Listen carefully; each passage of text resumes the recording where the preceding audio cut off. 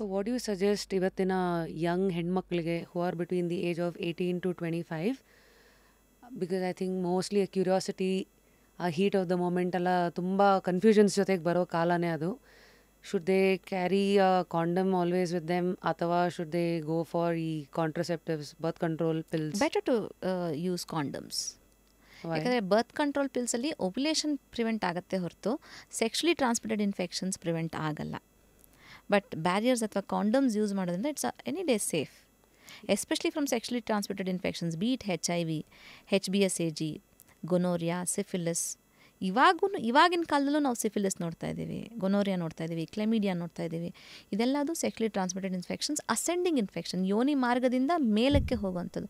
ಯೋನಿ ಮಾರ್ಗದಿಂದ ಗರ್ಭಕೋಶದ ಒಳಪದರ, ಅದರಿಂದ ಗರ್ಭನಾಳ, ಅದರಿಂದ ಮತ್ತೆ ಈವನ್ ಅಂಡಾಶಯಗಳು ಕೂಡ, ಊಫರೈಟಿಸ್, ಇದೆಲ್ಲದು ಆಗ್ಬೋದು. ಇದೆಲ್ಲದು ಫಲ್ಮಿನೆಂಟ್ ಆದರೆ ಪೆಲ್ವಿಕ್ ಇನ್ಫ್ಲಮೇಟರಿ ಡಿಸೀಸ್ ಅಂತ ಹೇಳ್ತೀವಿ. So it's always better to use barrier method. What's your thought about ಈ period sex? That's not, it comes in two ways. ಒಂದು, ಟು ಪ್ರಿವೆಂಟ್ ಪ್ರೆಗ್ನೆನ್ಸಿ. ಈ ಟೈಮಲ್ಲಿ ನಾವು ಸೆಕ್ಸ್ ಮಾಡ್ಬೋದು, ಈ ಟೈಮಲ್ಲಿ ಸೆಕ್ಸ್ ಮಾಡೋದು ಬೇಡ, ಯಾಕಂದರೆ ಓವ್ಯುಲೇಷನ್ ಟೈಮು ಅವಾಯ್ಡ್ ಮಾಡಬೇಡ, ಪ್ರೆಗ್ನೆನ್ಸಿ ಆಗಲ್ಲ. That's not full proof method.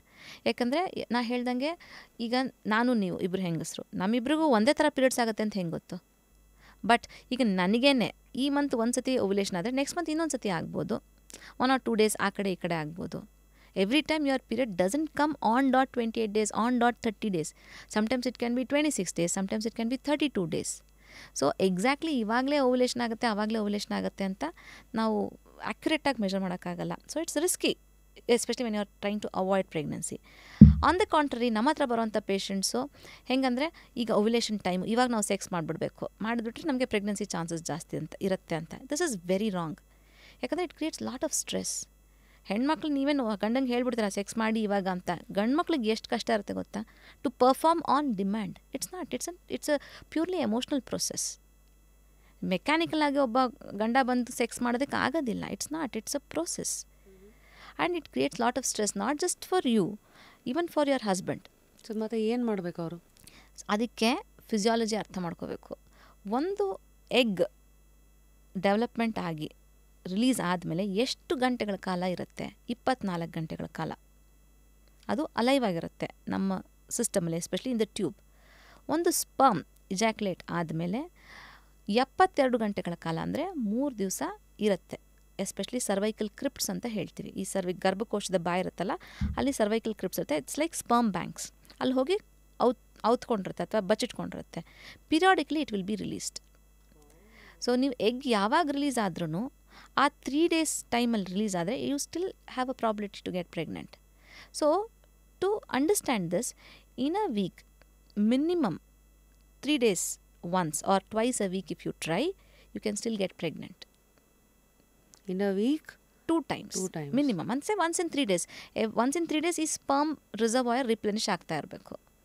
So ಕೆಲವರು ಎವ್ರಿ ಡೇ ಅಥವಾ once, twice R thrice a day.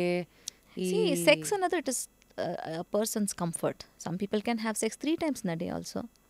But for some, once in 3 months also. But when you are planning for pregnancy, minimum twice a week ನೀವು sex ಮಾಡಿದ್ದೀರಾ ಅಂದರೆ you definitely have a probability, good probability to have pregnancy. Leave alone, ನಿಮ್ಮ periods ಯಾವಾಗ stop ಆಯಿತೋ, next periods ಯಾವಾಗ ಬರುತ್ತೋ ಅಲ್ಲಿ ತನಕ ವೀಕ್ಲಿ ಟ್ವೈಸ್ ಟ್ರೈ ಮಾಡ್ತಾ ಹೋಗಿ. Why do you want to ಎಷ್ಟು ಜನ ಈಗ ಆ್ಯಪ್ಸ್ ಇಟ್ಕೊಂಡ್ಬಿಡ್ತಾರೆ. ಈಗ ಲಾಸ್ಟ್ ಮಂತ್ ಈ ಟೈಮಿಗೆ ಆಯಿತು, ನೆಕ್ಸ್ಟ್ ಈ ಮಂತಿಗೆ ಆಗುತ್ತೆ, this is my peak time, you have to try. It's unnecessary, especially if you're having regular menses.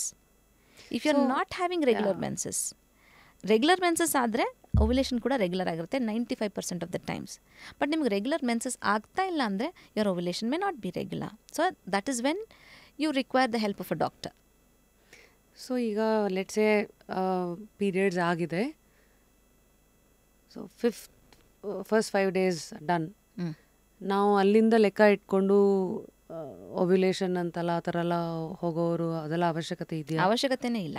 ಒಂದು ಇನ್ನೊಂದೇನು ಯೋಚನೆ ಮಾಡ್ತಾರೆ, ಇಷ್ಟು ಪೀರಿಯಡ್ ಆದಮೇಲೆ 10th day chances high, 15th day. See, scientifically it can be there, but it creates lot of stress in your mind. And ಎಷ್ಟೋ ಜನಕ್ಕೆ ಒಂದು misconception ಇರುತ್ತೆ, ಇನ್ನೇನು ಪೀರಿಯಡ್ಸ್ ಹತ್ತಿರ ಬರ್ತಿದ್ರೆ ಪ್ರೆಗ್ನೆನ್ಸಿ ಆಗಿಬಿಟ್ಟು ನಾ ಸೆಕ್ಸ್ ಮಾಡಿಬಿಟ್ರೆ ಅಬಾರ್ಷನ್ ಆಗಿಬಿಡುತ್ತೆ. So that's a myth. ಹಾಗೆಲ್ಲ ಏನೂ ಆಗಲ್ಲ. And as I told you, uterus is a very emotional organ, you should know. You know why uterus is called hystero? Hystero ಅಂದರೆ ಹಿಸ್ಟೀರಿಯಾ. ಹಿಸ್ಟೀರಿಯಾ ಅಂದರೆ ಹುಚ್ಚು. This comes from a Greek terminology. ಮುಂಚೆಲ್ಲ ಏನಂದರೆ ಹೆಣ್ಮಗಳಿಗೆ ಏನೇ ಕಾಯಿಲೆ ಇದ್ರೂ ಅವಳು ಗರ್ಭಕೋಶ ಸರಿ ಇಲ್ಲ. ಯಾಕಂದರೆ mind and uterus are totally related. The state of your mind is the state of the uterus. ನಿಮ್ಮ ಮೈಂಡ್ ಕಾಮ್ ಆಗಿದ್ದರೆ ಯೂಟ್ರಸ್ ಕಾಮ್ ಆಗಿರುತ್ತೆ. ಸ್ವಲ್ಪ ಸ್ಟ್ರೆಸ್ ಮಾಡ್ಕೊಳ್ಳಿ, ಪೀರಿಯಡ್ಸ್ ಹೆಂಗೆ ಹೇವೈರ್ ಆಗುತ್ತೆ. ಅದೇ ಒಂದು ಗರ್ಭಿಣಿ ಹೆಂಗಸು ಯಾವಾಗಲೂ ಖುಷಿಯಾಗಿರಬೇಕು, ಸಮಾಧಾನವಾಗಿರಬೇಕು, ನೀವು ಒಳ್ಳೆ ದೇವರು ಹಾಡುಗಳನ್ನು ಕೇಳಬೇಕು, ಸ್ತೋತ್ರ ಕೇಳಬೇಕು. ಇದೆಲ್ಲ ಯಾಕೆ ಹೇಳ್ತಾರೆ? ಮೈಂಡ್ ಕಾಮ್ ಆಗಿದ್ದರೆ ಗರ್ಭಕೋಶ ಕಾಮ್ ಆಗಿರುತ್ತೆ, ಅದರಲ್ಲಿ ಬೆಳೆಯುವಂಥ ಮಗುಗೆ ಒಳ್ಳೆ environment ಸಿಗುತ್ತಂತ.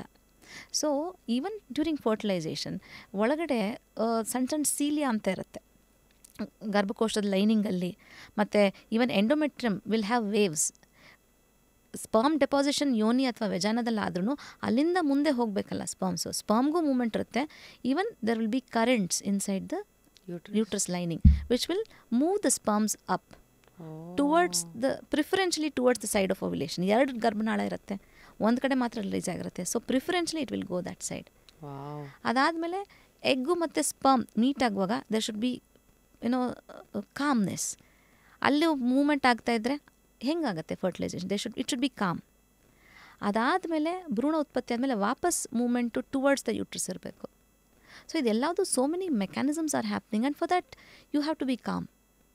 If you are not calm, if you are generating stress hormones, it can cause contractions in the uterus.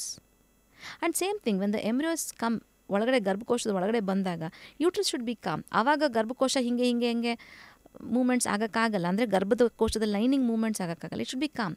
ಯಾಕಂದರೆ ಅಲ್ಲಿ ಮೂಮೆಂಟ್ ಆಗ್ತಿದ್ರೆ ಭ್ರೂಣ ಹೆಂಗೆ ಒಳಗಡೆ ಹೋಗಿ ಇಂಪ್ಲಾಂಟೇಷನ್ ಆಗುತ್ತೆ. ಸೊ ಆ ಟೈಮಲ್ಲಿ ನೀನು ಸ್ಟ್ರೆಸ್ ಮಾಡಿಕೊಂಡು ಏನಾಗುತ್ತೋ ಅಂದಾಗ it creates stress hormones, it causes uterine contractions, it will not cause implantation. So state of mind is very important. That is why I tell my patients, don't use the app. Don't time, ಈ ಟೈಮಲ್ಲಿ ಆಗಬೇಕು. It's not mechanical. Don't sweat about it. ಜಾಸ್ತಿ ನೀವು control ಮಾಡಿದಷ್ಟು you using the mind which is gonna generate stress, which is gonna act against your system. You should have sex for the sake of having sex. ಈಗ ಎಷ್ಟು ಜನ unwanted pregnancies, ಈ ಕಾಲೇಜ್ಗೆ ಹೋಗೋ ಮಕ್ಕಳು ಅಬಾರ್ಷನ್ಸಿಗೆ ಬರಲ್ವಾ? ಅವ್ರಿಗೆ ಹೆಂಗಾಯ್ತು pregnancy? Because they enjoyed the sex. They enjoyed the sex.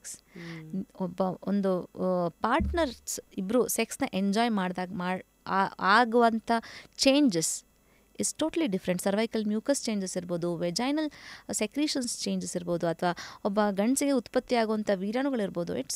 It's amazing.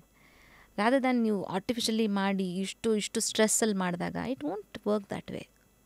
Thanks for ಇಷ್ಟೆಲ್ಲ ಇನ್ಫಾರ್ಮೇಷನ್ ಕೊಟ್ಟು. ಐ ಥಿಂಕ್ ಇವತ್ತಾದಮೇಲೆ they'll definitely be more conscious. ಯಾವುದು ಹಳೇದೇ ಚೆನ್ನಾಗಿತ್ತು, ಯಾವುದಕ್ಕೆ ನಾವು ತುಂಬ ಮುಂದಕ್ಕೆ ಹೋಗಬಾರ್ದು ಅನ್ನೋದನ್ನು ಚೆನ್ನಾಗಿ ಹೇಳಿದ್ದೀರಾ.